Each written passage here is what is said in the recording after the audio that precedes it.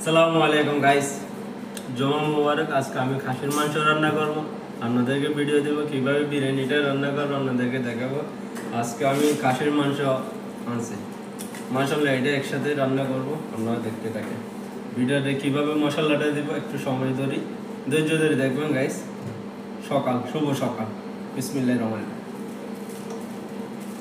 পেঁয়াজটা আমি আমার পরিমাণ মতো দিতে হয়, কেন এটাতে আমাদের কোম্পানির মানুষের জন্য রান্না ভালো করে নিতে হবে।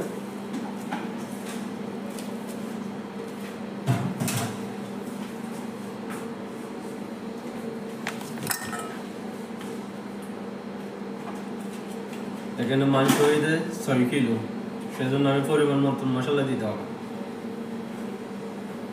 2 চামচ হলুদের গুঁড়া দিয়ে দিয়েছি। গুঁড়ো মরিচ একটু সুন্দরের জন্য, কালারের জন্য দিতে হবে।